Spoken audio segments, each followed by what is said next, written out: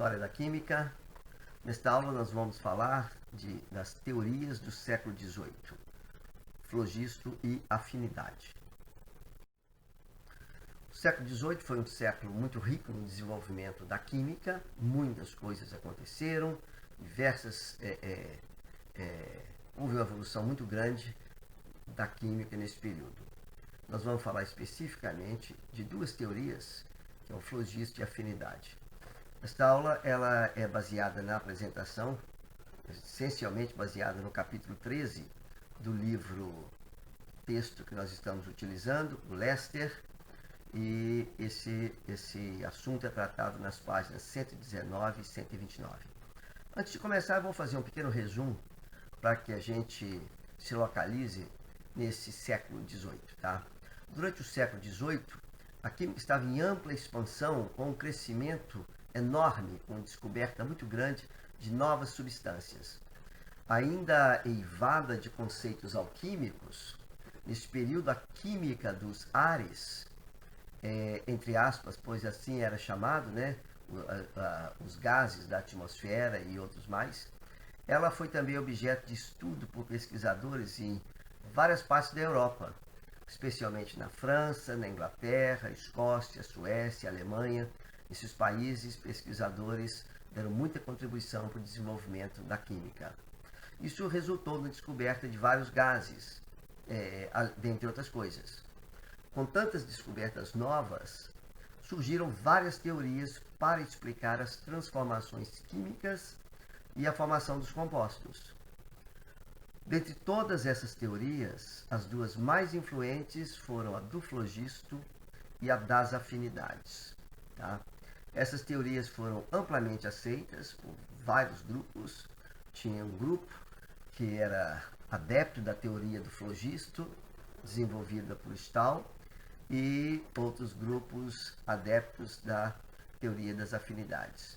Mas não havia unanimidade. Na medida que você tem duas teorias dominantes, significa que existia um debate contínuo entre esses grupos. Nesta aula, nós vamos nos dedicar ao estudo do surgimento e o significado dessas duas teorias. Esse assunto não será esgotado nesta aula, tá?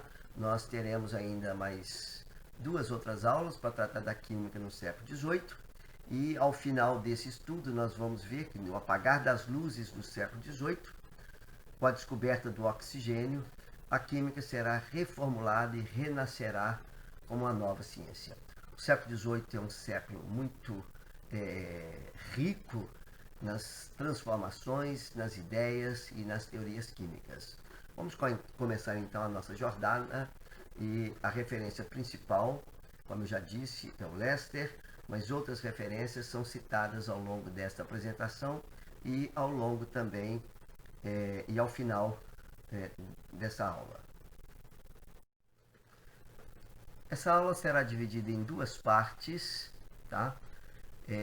Na aula nós trataremos, como eu disse, da teoria do flogisto e da afinidade, das afinidades, e nesta parte 1 eu falarei de algumas influências do século anterior, tá, sobre os pensamentos dos químicos no século XVIII, e focarei a apresentação na teoria do flogisto.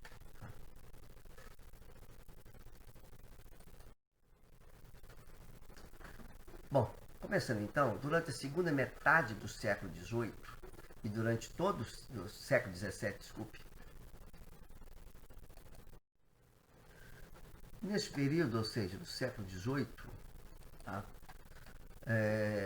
o antigo conceito de expressar a natureza da substância pelas suas propriedades, tá, ele não estava por completo abandonado. Ou seja, até esse período, os químicos, as pessoas que trabalhavam com substâncias, sempre se baseavam muito nas propriedades que essas substâncias elas tinham, nas propriedades observáveis. Mas a ideia do atomismo, que já ressurge no século anterior, ela já era muito aceita, embora não totalmente. Tá? Esse atomismo foi muito desenvolvido pelo Robert Boyle. Não vamos tratar exatamente dele aqui, mas essa ideia já estava, de certa forma, consolidada e aceita no século XVIII. Consolidada no sentido de que era aceito, mas ainda não totalmente. Tá? A aplicação desses conceitos, para explicar fenômenos da combustão, acabou resultando na ideia de que existiam átomos da substância do fogo. No próprio século anterior, Robert Boyle achava que o fogo ele transmitia para os compostos alguma substância, e essa era a tal da substância do fogo. Essas ideias não acrescentaram muita novidade na maneira de entender o processo da combustão, ou seja, o processo da combustão sempre foi de muito interesse para as pessoas durante séculos e entender completamente o que existia durante uma combustão sempre foi objeto de muito estudo. Observa que quando existe uma combustão, a substância se transforma completamente, a massa diminui, sobra-se, por exemplo, na combustão, na queima de uma madeira, por exemplo, sobra muito pouca coisa. E hoje nós sabemos o que ocorre, mas imagina bem, naquele período, há séculos atrás, entender esse fenômeno. Isso sempre causou muito interesse de muitas pessoas, filósofos, e a combustão sempre foi um ponto de estudo importante. E nós estamos agora em pleno século XVIII e ainda não se sabia, não se tinha uma ideia clara do que ocorria durante o processo de combustão. As mudanças, como eu disse aqui, causadas pelo fogo em diversos materiais, sempre foi interesse e assunto de estudo dos alquimistas.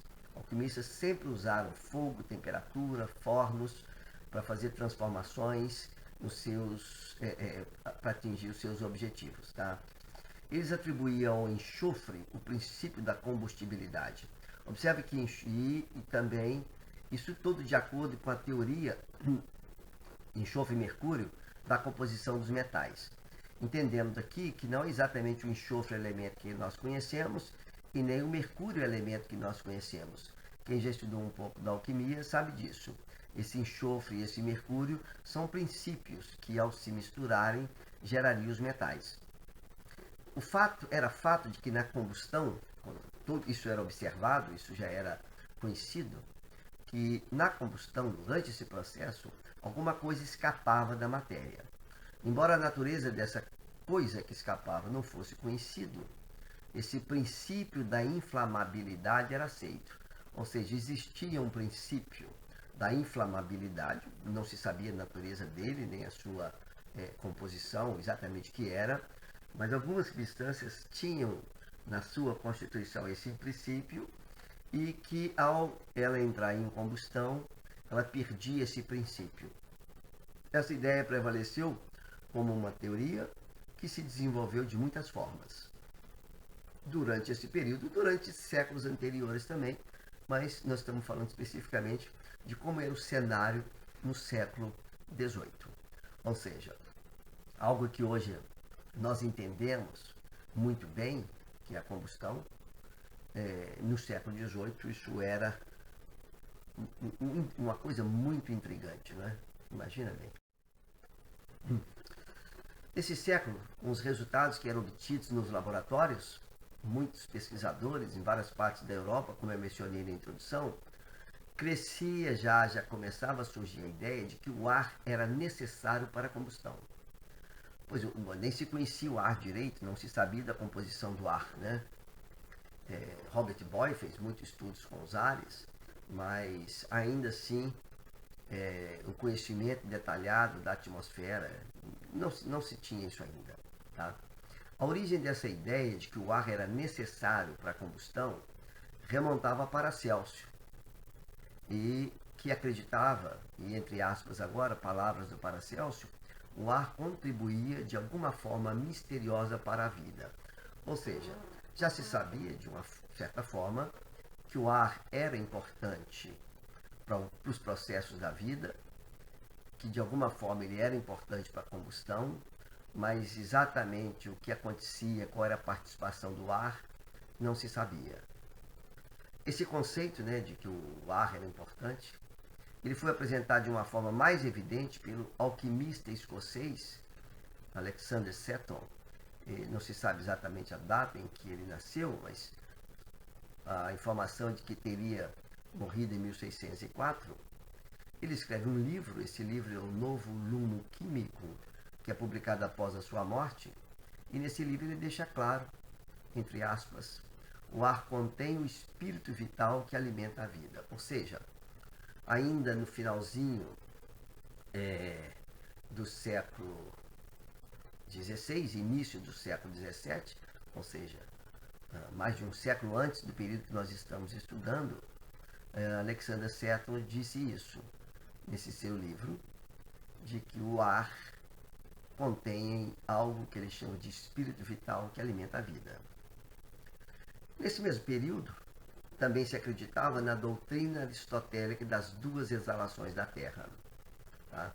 Aristóteles, que viveu muito antes de Cristo, quem fez história estudou as teorias de Aristóteles, e ele tinha essas teorias das duas exalações.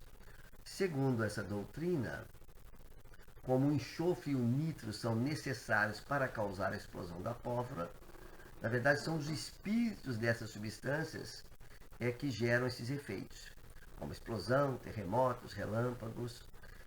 Essas teorias das exalações, não é o caso aqui de discutirmos, né? Mas, ou seja, o nitro e o enxofre, eles têm um princípio, que são esses espíritos. Esses princípios que acaba resultando em explosão em vários fenômenos. Ou seja, é uma teoria que ela está eivada ainda desses conceitos alquímicos. Se observa bem, não existe uma clareza material, uma clareza de fato sobre o que está acontecendo.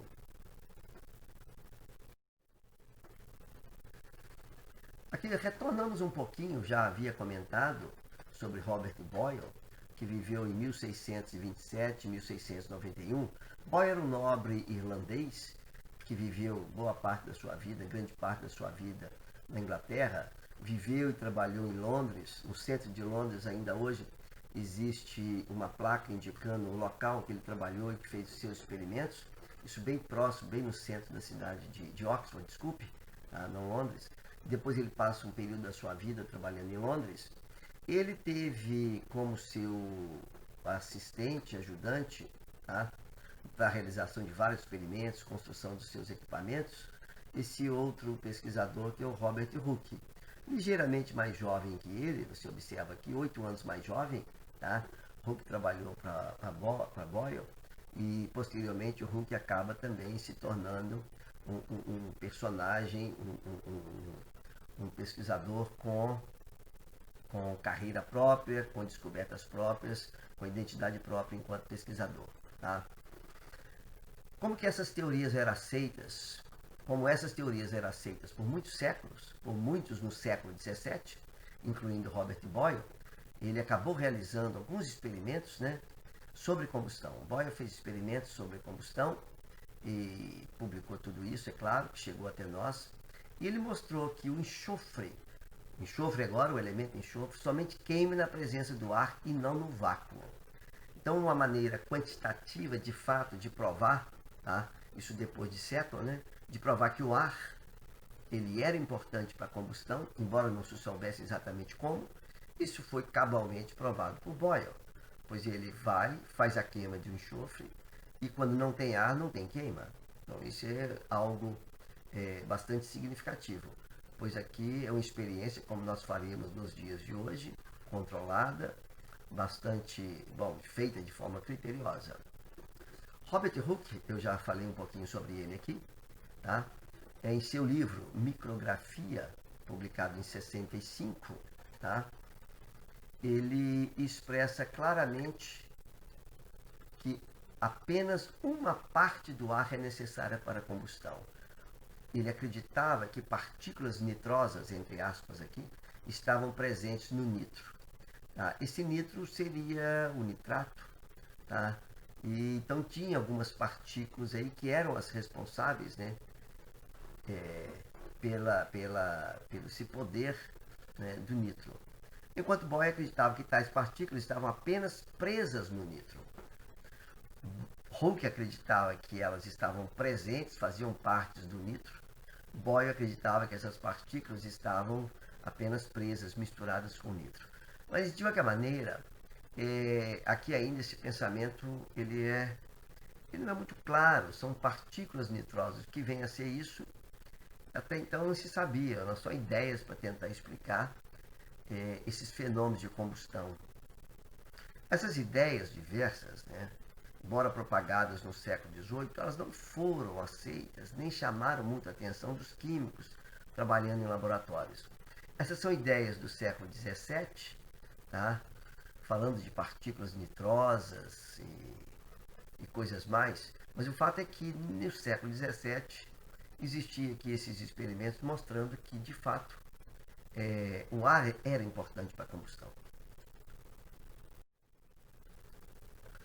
Na França e na Inglaterra, as teorias atomísticas, tá, elas eram em grande parte aceitas e levavam a uma interpretação do universo em termos puramente mecânicos, tá?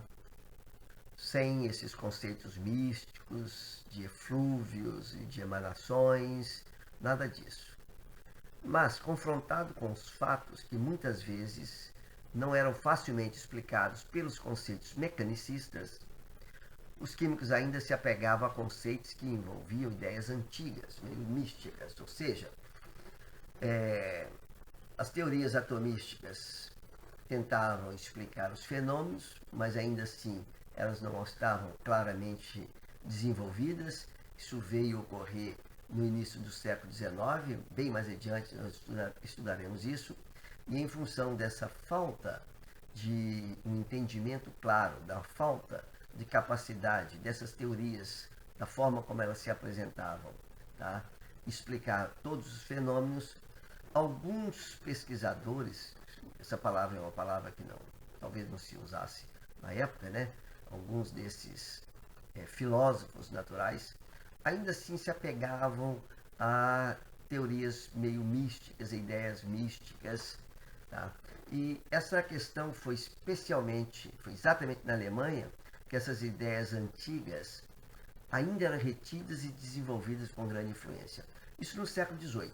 Então, na Alemanha, esses atomistas, eles tiveram, talvez, digamos assim, menos espaço, e essas ideias um pouco mais antigas ainda floresceram.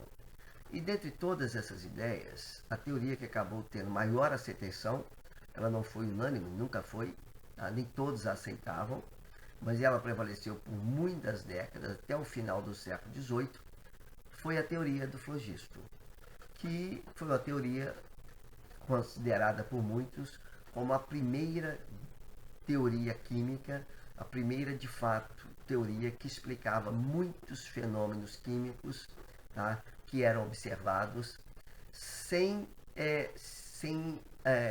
necessidade de recorrer a conceitos tão místicos e tão abstratos quanto as explicações alquímicas. Então, a teoria do flogisto, nós vamos ver um pouco sobre ela, tinha suas inconsistências, é claro, mas, de uma forma ou de outra, ela explicava uma série de fenômenos de forma qualitativa, tá? Mas, ao mesmo tempo em que existia um grupo adepto à teoria do flogisto, existia um grupo que estava desenvolvendo essa teoria, e essa teoria ela ia se apresentando sob formas diferentes, em função do fenômeno a ser explicado, às vezes havia algumas adaptações. Existia um outro grupo que foi muito influenciado, tá, pelo pensamento de Newton. Nós não vamos falar não vamos falar aqui nessa aula sobre a química de Newton, tá? Depois eu recomendo para vocês um artigo, tá? Mas o pensamento de Newton acaba que influencia muitas pessoas que tentaram desenvolver uma teoria que pudesse, de forma quantitativa, que pudesse, usando matemática, que pudesse fazer assim medidas de uma forma mais precisa, aplicar isso na química para explicar os fenômenos. Essa teoria foi chamada teoria das afinidades. Ela se desenvolveu e teve grande influência, tá? Então houve durante o século XVIII esse embate entre esses dois grupos na busca pela compreensão dos fenômenos químicos.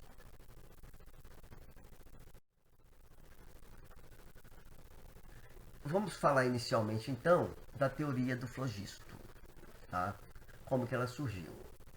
Aqui nós temos dois personagens, um personagem que viveu no finalzinho do século XVI, na primeira metade do século XVII, que é o médico e alquimista e fisiologista belga, que é Jean-Baptiste Van Helmont. Não vamos tratar do Van Helmont, não, tá certo? Mas é bom destacar que ele teve uma importância grande.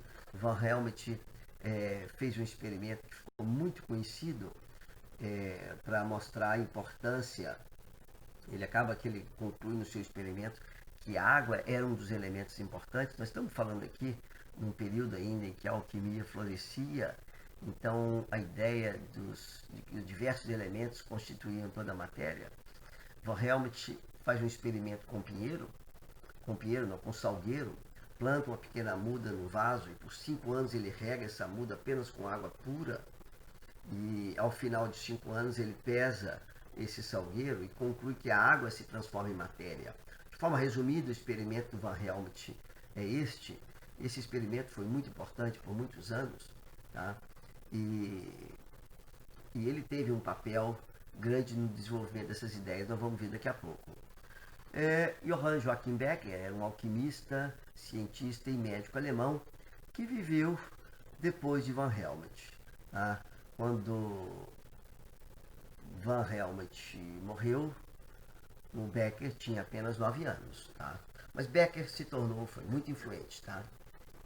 A teoria do flogisto, que é a que nós vamos tratar aqui, ela se originou das ideias desse Johann Joachim Becker. Becker nasceu em Speyer, na Alemanha, em 1665 e veio a falecer em Londres. Mudou para a Inglaterra e veio a falecer em Londres em 1682. Em 69, com apenas 34 anos, ele publicou o livro Física Subterrânea, onde ele estabelece que os constituintes dos corpos são ar, água e 3 terras.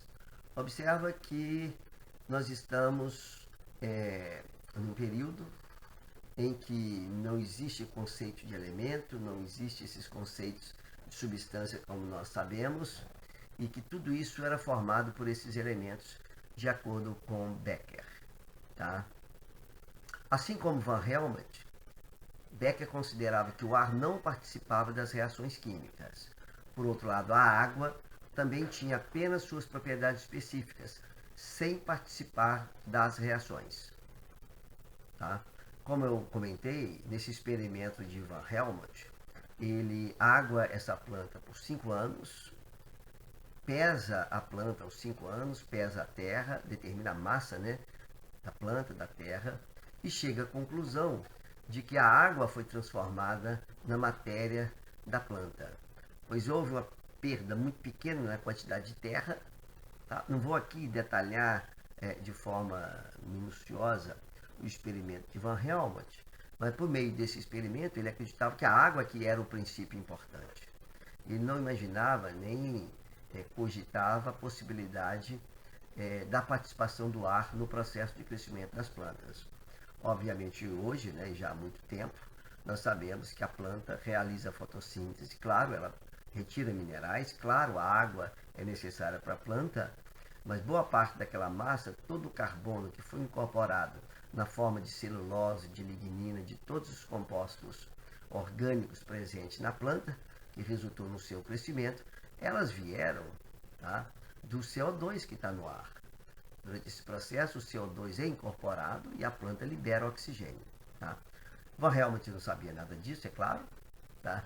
Nem esperamos que soubesse, temos que entender, olhar essa história, tá? Entendendo como que era a situação do avanço da ciência, se assim nós chamamos, né, da filosofia natural no século XVII. Becker, como Van Helmont, eu disse, ele considerava que a água era importante, mas E também tinha participação, né, como eu digo assim, por outro lado, a água também tinha apenas suas propriedades específicas, sem participar das reações, sim. Ou seja, o Becker considerava que o ar não participava. A água tinha alguma participação, mas a teoria dele se concentrava basicamente então em três terras. Tá? Ele não deu como o Van Helmont a importância que a água tinha para Van Helmont, mas sim você tinha três terras. Uma que ele chamou de terra vítrea.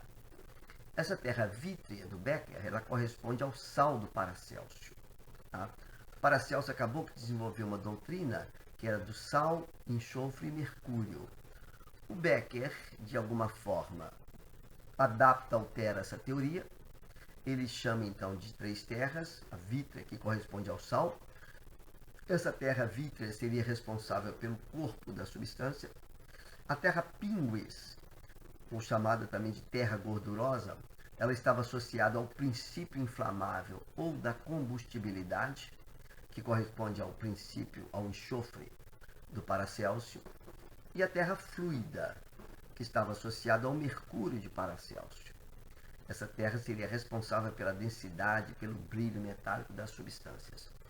Então observa, aqui no século XVII, né, um passo atrás em relação ao século XVIII, só para ver a origem, como que no século XVIII surge a teoria do flogisto, surge a partir dessas ideias de Becker, tá? Em que ele considerava que os corpos eram formados por essas três terras. Só recordando, a vítrea corresponde ao sal do Paracélcio, responsável pelo corpo da substância. A pínguis, ou terra gordurosa, ela era responsável pela inflamabilidade ou combustibilidade dos corpos, assim como também era o enxofre do Paracélcio. Esse enxofre era um princípio, não era um elemento enxofre. E a terra fluida, tá? Que seria responsável pela densidade e o brilho das substâncias. Ou seja, uma combinação dessas terras é que resultaria nas mais diversas substâncias com as mais diversas propriedades. Nesses slides vocês podem apreciar aqui o frontispício do livro Física Subterrânea, do Becker, cheio de alegorias. Você tem aqui ar, água, terra, tá? E esse livro foi publicado em Frankfurt em 1861, tá? A primeira edição, essa é a versão publicada em 81. A primeira edição ela foi publicada em 69, mas ela já continha as ideias principais do Becker. Esse livro teve várias edições, mesmo após a morte do Becker. Ele foi republicado algumas vezes. Tá? Bastante alegórico, vocês podem observar, né? Continuando então, tá? Com as ideias do Becker, segundo ele, a terra pínguis, ou terra gordurosa, ela era encontrada principalmente em animais e vegetais.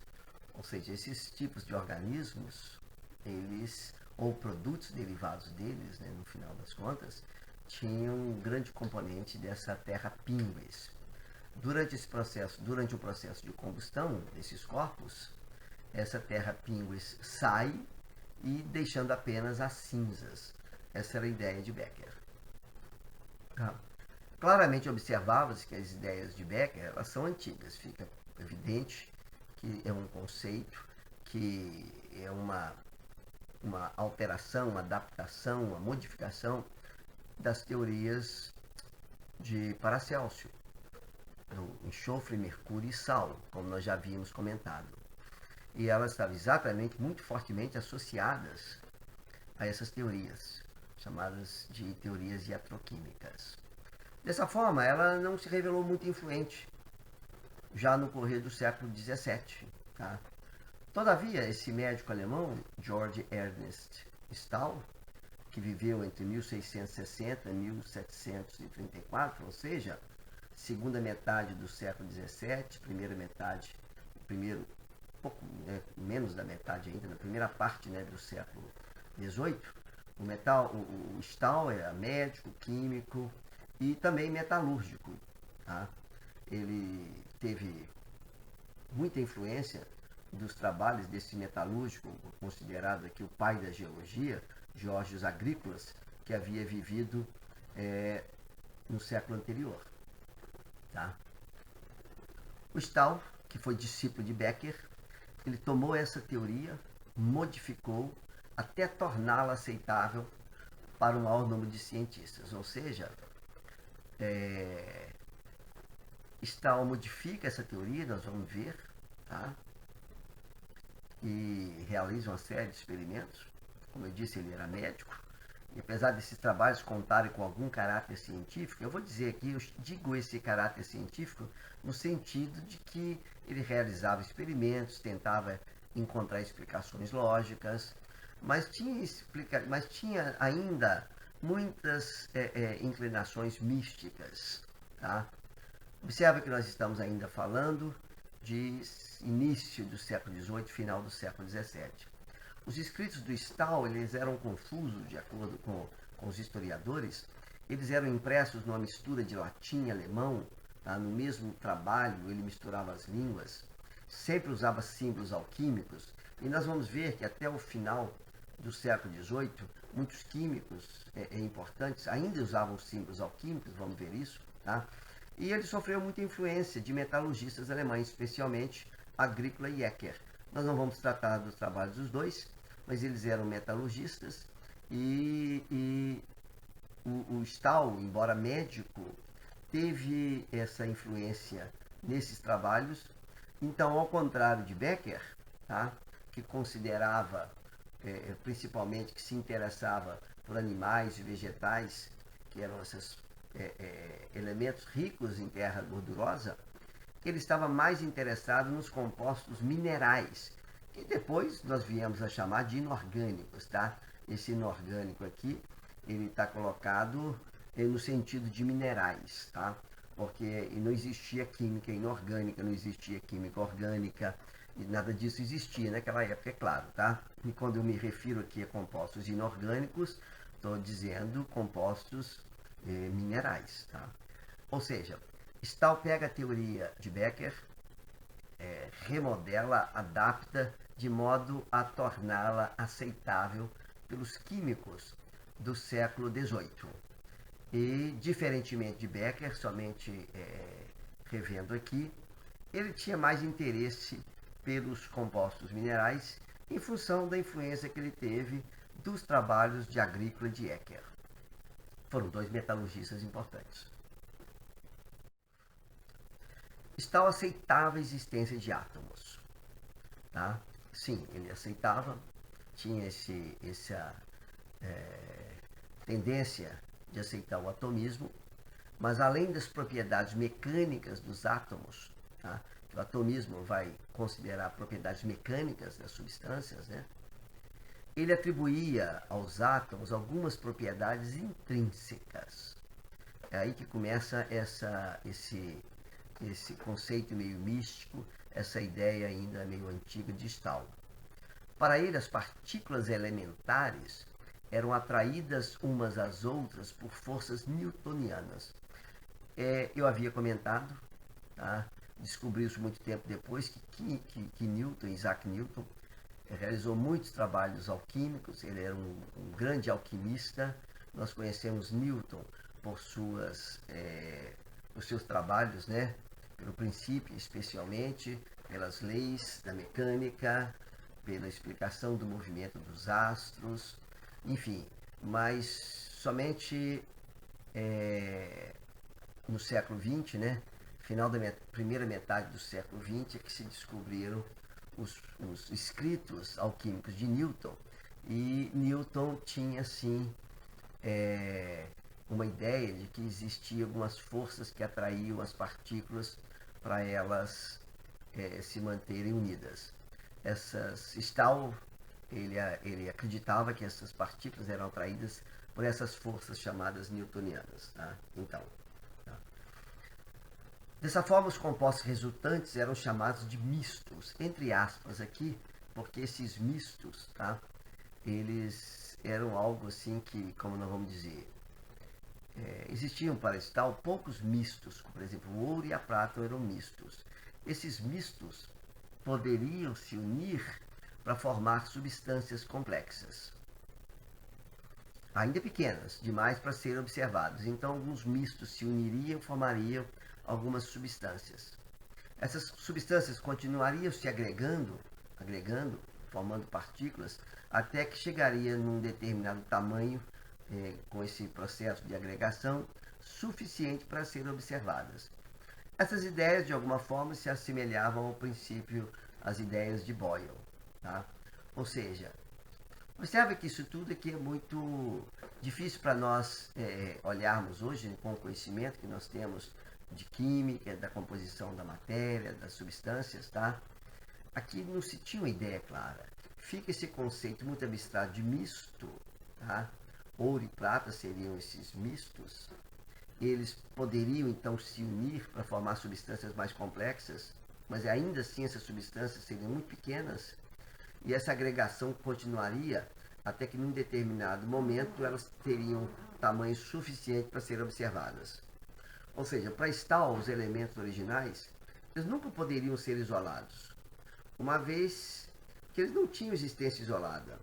Tá? Esses mistos iam passando de um material para outro, então ele jamais poderia ser isolado, ou seja, esses mistos seriam a partícula elementar, digamos assim, que originaria toda a matéria, e a combinação deles e a agregação deles é que resultaria essas substâncias. Então eles passariam, tá, mudando de composição, mudando de um local para outro, tá, gerando as substâncias. Quando a substância se transforma em outra, esses mistos estariam se movendo de um local para outro. Então não seria possível isolar esse misto nunca, tá, de acordo com Stahl.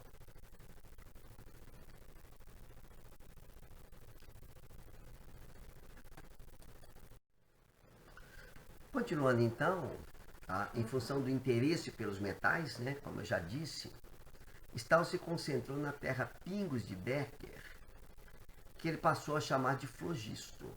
Observe que, como eu já disse anteriormente, ele incorpora a teoria de Becker e readapta, faz uma releitura dessa teoria, tá? E o que o Becker chamava de terra-pingües, Stahl chama de flogisto. Para ele, os materiais possuíam esse princípio da inflamabilidade, ou seja, o flogisto seria um princípio da inflamabilidade, assim como a terra-pingües era para Becker. A palavra flogisto, né, que ele empregou aí, ela já havia sido utilizada em 1606 por Apélios e deriva do grego, tá, que significa queimado ou inflamável. Tá? Segundo essa teoria, o metal, quando é aquecido, ele perde flogisto. Tá? Nesse processo, o metal se transforma numa cal. Nós sabemos que quando o metal é aquecido, tá, ele se transforma num óxido, que à época não era chamado de óxido, era chamado de cal. Tá? Então, ao aquecer o metal, ele estaria perdendo esse princípio da inflamabilidade e se transformava numa cal. Portanto, o metal, para Stahl, ele é composto de cal mais flogisto. Tá? Se o metal perde flogisto e se transforma em cal, a cal mais flogisto é igual ao metal. Ou seja, o metal é mais complexo do que a cal, ou seja, estou usando a terminologia moderna, que é o óxido. Nesse caso, o flogisto perdido é disperso no ar, segundo Stahl, que é essencial como meio para a transformação ocorra. Ou seja, o metal só se transforma em cal na presença de ar. Mas o ar não participa, o ar é apenas um meio mecânico que, que durante o processo de aquecimento, o metal estaria liberando esse flogisto e esse flogisto se dispersando nesse ar. O ar seria importante, sim, para receber e dispersar esse flogisto. Note que aqui o ar tem, como eu já disse, né, participa dispersando o flogisto. como já havia sido estabelecido por Van Helmont, que também entendia que o ar era necessário para a combustão, tá? Mas sem uma clareza como nós temos hoje. Como eu já disse, né, essa ideia, como nós sabemos hoje, ela é absolutamente errada, mas a época explicava. Observa, você tem um metal, você aquece, ele perde flogisto, esse flogisto é disperso no ar. Se você fizer um experimento na ausência de ar, obviamente que o metal não vai se transformar em cal. Então, mas a explicação fica fácil, né? Pois se não tem ar, não tem como dispersar o flogisto, então não tem como haver a transformação. Então, a teoria tinha suas consistências, né? Ou seja, se você quiser regenerar o metal, para regenerar esse metal, então, era necessário fornecer flogisto a cal. Para isso, ou seja, a cal, deveria ser aquecida com uma substância rica em flogisto. Então, essa foi a explicação que o Stahl deu, que a teoria, por meio da teoria do flogisto, que você poderia converter a cal novamente em metal. Basta que você fornecesse flogisto para a cal. E como tem substâncias que têm muito flogisto, ao misturar essas substâncias e aquecer, a substância, o flogisto passa da substância para a cal. Tá. Por exemplo, ainda segundo Stahl, plantas e animais podiam absorver o flogisto do ar, sendo assim muito rico nesses princípios. Então, para Stahl, o carvão, que é originário de produto vegetal, né, ele era um dos materiais mais ricos em flogisto, conforme o entendimento da época. Assim, ao se misturar sob aquecimento uma cal, a cal é o metal menos o flogisto. Com o carvão transferiria flogisto para a cal, transformando-a em metal. Ou seja, o metal podia ser regenerado a partir do seu óxido, termo moderno, tá? Só chamando a atenção, pela reação com carvão. Observe o seguinte, então, só resumindo aqui nessa figura. O carvão, segundo Stahl, era uma das substâncias mais ricas em flogisto. Lembra que os mineralogistas já sabiam fazer a redução dos minerais ao metal, acrescentando carvão no processo de metalurgia. Então a explicação do Stahl era essa: o carvão era rico em flogisto. Quando você aquece carvão junto com cal, tá, o flogisto sai do carvão, passa para cal, e daí forma um complexo aqui, olha, cal mais flogisto. Cal mais flogisto é o metal. Então, observa que o metal é mais complexo do que a cal. Obviamente, isso é o oposto ao que nós conhecemos, né? Mas a teoria faz sentido. Observa que ela tem o seu apelo, né? Agora, quando você aquece o metal na presença de ar, tá? Esse metal perde o flogisto, que é disperso no ar, e se transforma na cal. Ou seja, é a teoria lógica, né? Faz todo sentido. Resumindo aqui, olha, metal é igual a cal mais flogisto. A cal mais o carvão, tá, ao ser aquecido, regenera o metal. Nesse processo, né? O carvão fornece flogisto para a cal. Nesse processo todo, o ar tem um papel sim, o ar é importante. Sem ar esse processo não ocorre. Mas o papel do ar é pura e simplesmente mecânico, tá certo? Nesse processo de calcinação, em que ele serve como um receptor, tá? Que recolhe, que recebe e dispersa esse flogisto. Essa era a ideia. Observa que é pura e simplesmente qualitativa. Não estamos falando aqui de peso, de massa, de nada disso. Do ponto de vista qualitativo, faz sentido. Tá? Mesmo se nós não tivéssemos os conhecimentos que nós temos hoje de química, provavelmente muitos de nós ia entender a lógica dessa teoria. Por isso que ela teve tantos adeptos. Tá? Ou seja, durante muitas décadas, a teoria do flogisto forneceu uma explicação bastante satisfatória para qualquer reação que nós hoje chamamos de óxido-redução. Ou seja, A cal se transformar no metal é uma reação de redução, o metal se transformar na cal é uma reação de oxidação.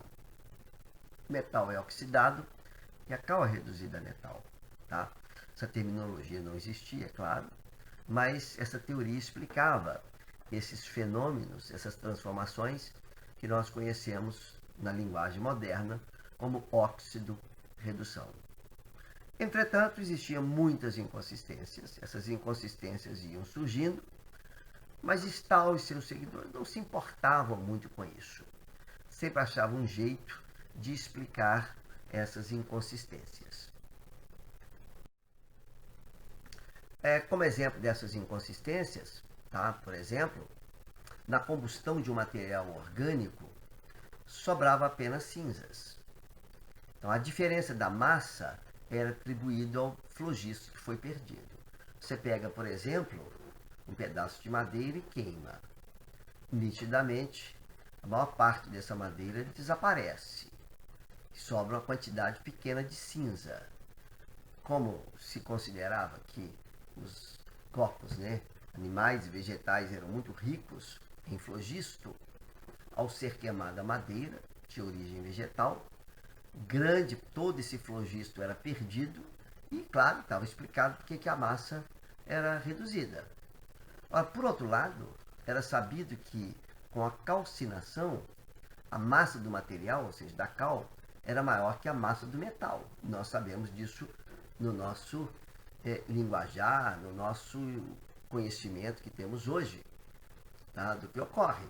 Claro que a massa aumenta, pois o metal reage com esse oxigênio, passa a formar o óxido, então a massa aumenta. Oxigênio é incorporado. Nesse caso, se considerava que o flogisto tinha massa negativa, ou seja, o metal recebe o flogisto e se transforma em cal. Mas como que a massa aumenta? A massa aumenta porque o flogisto tinha massa negativa. Observa aí. E no final das contas, para os adeptos da teoria do flogisto, o flogisto era apenas um princípio, que às vezes nem massa tinha. Em outras palavras, essas inconsistências que eram observadas, elas iam sendo explicadas considerando que ora o flogisto não tinha massa, que ora ele tinha massa positiva e que ora ele tinha massa negativa. Afinal, ele era um princípio. Tá? Aqui nós temos um outro personagem, fazendo um parênteses aqui na nossa história, Hermann Boerhaave. Boerhaave nasceu em 1668 e morreu em 1738. Era médico, químico, botânico e humanista holandês. É um médico que fez muitas coisas na área de medicina, muito importante. Como químico, ele foi influente, escreveu esse livro, Elementos de Química, Aulas Anuais, o Hermann Boerhaave, doutor em medicina, tá? E professor de Química e Botânica, professor de Física da Universidade de Leiden. Tá? Esse livro de Química do Boerhaave foi muito influente, tá certo? E ele teve um papel também no desenvolvimento dessas ideias aí. Bom, vou continuando aqui então, tá? Só apresentando o nosso novo personagem, tá? Que estava aí, contemporâneo de Stahl, tá? Que apesar do sucesso da teoria do flogisto, a ideia de substância química como sendo uma entidade física, ela começou a ser mais e mais aceita na primeira metade do século XVIII. Tá? Ou seja, a teoria do flogisto estava indo muito bem, muitos adeptos, mas a ideia de que as substâncias químicas elas são de fato uma entidade, seja lá o que isso significa física, ela começa a ser aceita. Nesse cenário, a teoria de Stahl ela não era aceita por todos. Tudo bem, ele explicava que ora o flogisto tinha massa positiva, massa negativa, mas afinal de contas, isso para nós hoje, para mim pelo menos, isso me parece muito místico, muito oportuno, para poder explicar essas inconsistências. É claro que nem todo mundo aceitava isso. E dentre os nomes, de maior proeminência que nós podemos citar, que são lembrados aí na história, que não aceitava essa teoria stahliana, que começavam a apontar o dedo quebra essas inconsistências, encontra-se o médico holandês Herman Boerhaave, que eu já apresentei para vocês. Em 1732, tá?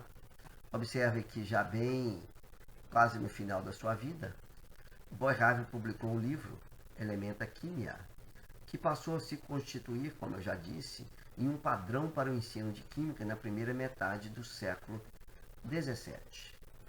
Tá? 18, desculpe. Século XVIII. Tá?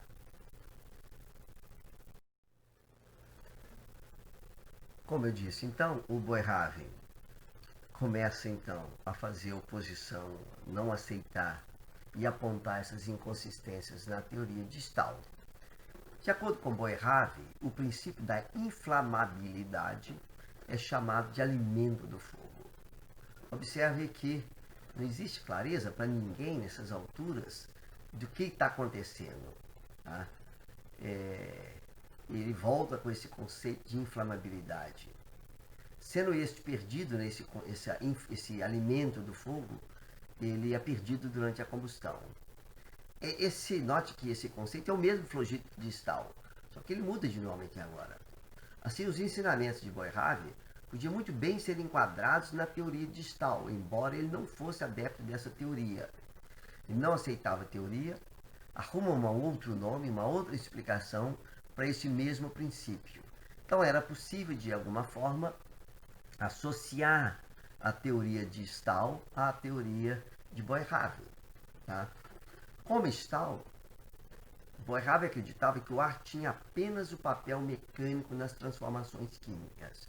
Ou seja, ele não entendia que o ar participava desses processos que nós discutimos. O ar tinha esse papel mecânico. Para ele, as substâncias eram formadas por partículas muito finas que podiam penetrar em outros materiais. E esse processo de penetração dessas partículas muito finas poderia alterar as forças de atração que as mantinham unidas. Ele explicava o aumento de peso durante a calcinação dos metais pela absorção dessas partículas finas durante aquecimento. Essa era exatamente a explicação dada por Boyle para o mesmo fenômeno. Boyle acreditava que durante o aquecimento essas partículas do fogo penetravam na amostra, na matéria, e aumentando o peso. Então, dessa forma, nós temos aí dois importantes nomes da ciência defendendo uma mesma teoria, e isso dava força a ela, que passou a ter muitos adeptos. Ou seja, começa com Boerhaave, uma oposição à teoria do flogisto, e essa oposição, esse grupo, digamos, dissidente, assim, não dissidente, né, mas contrário, né, à teoria do flogisto, passa a ter muitos representantes, muitos nomes, e dois nomes de peso, Robert Boyle e Hermann Boerhaave.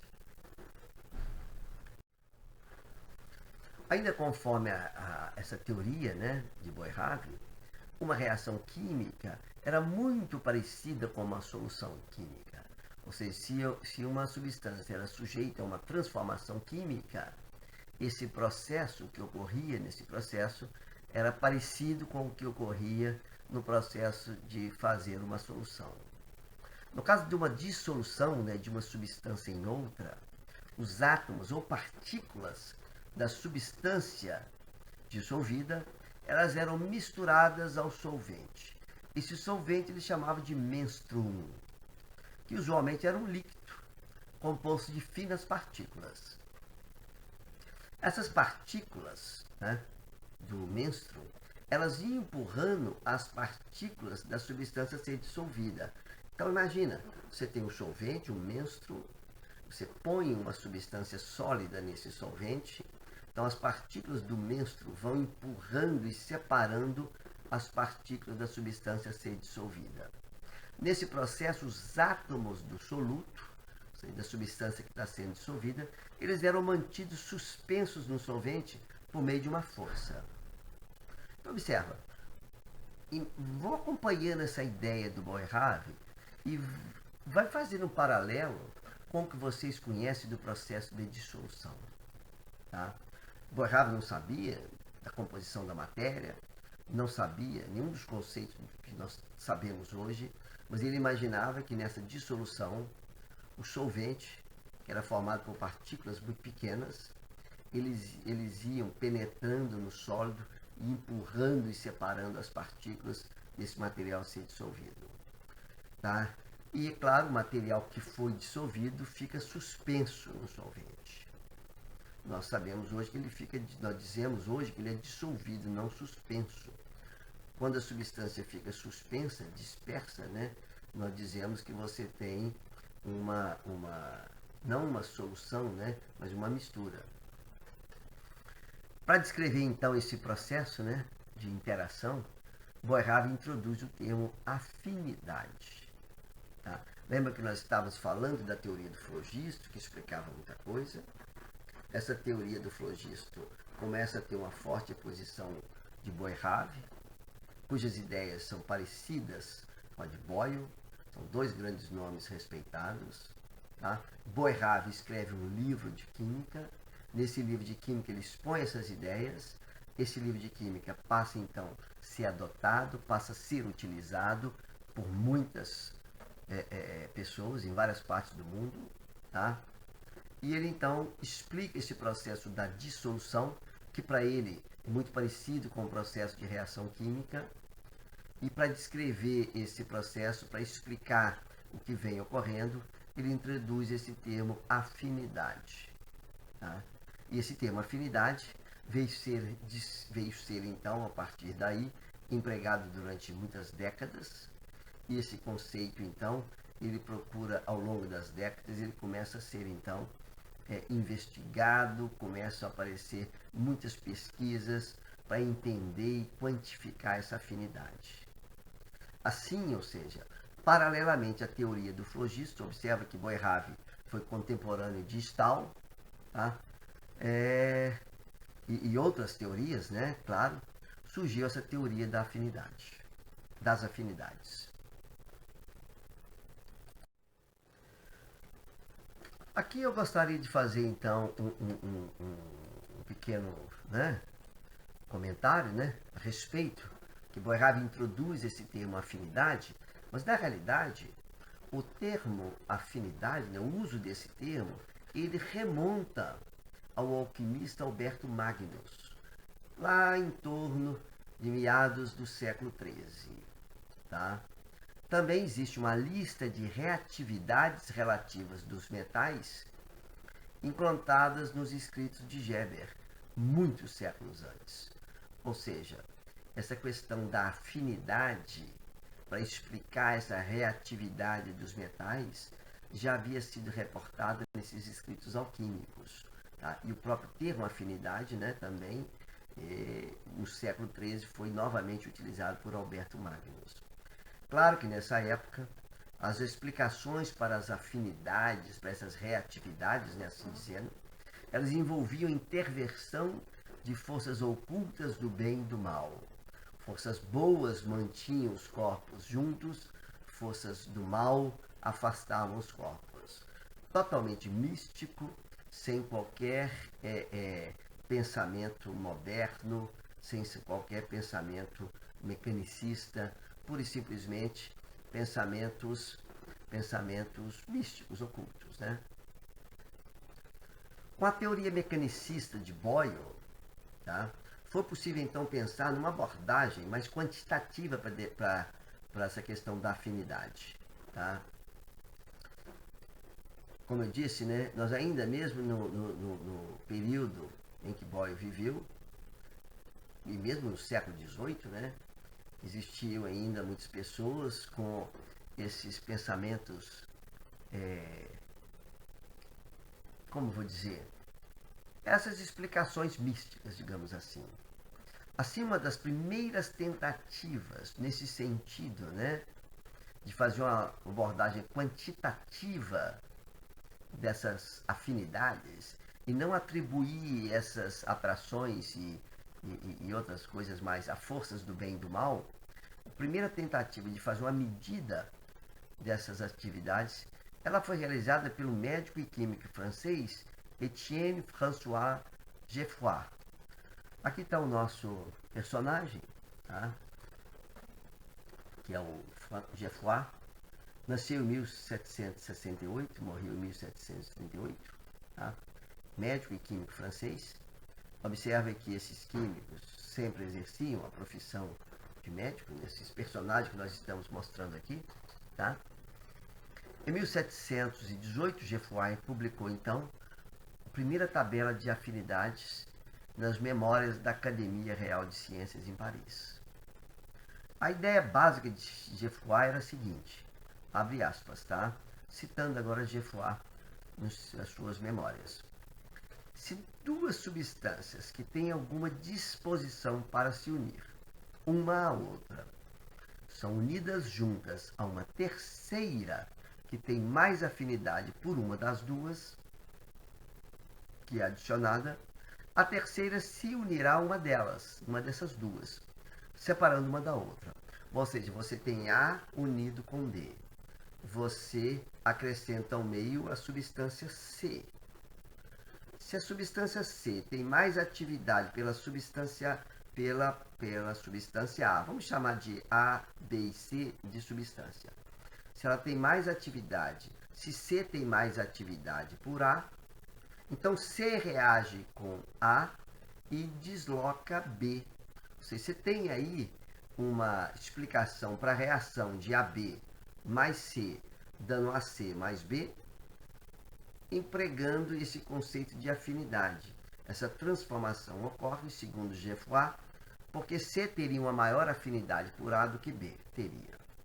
Essa é a explicação, e Geoffroy parte então para fazer medidas, estudos quantitativos. Vamos interromper a discussão nesse momento e continuaremos a discussão sobre a teoria das afinidades na parte 2. Até breve. Tá? Algumas referências que vocês podem consultar, várias delas aqui, tratando do mesmo tema. Muito obrigado pela atenção.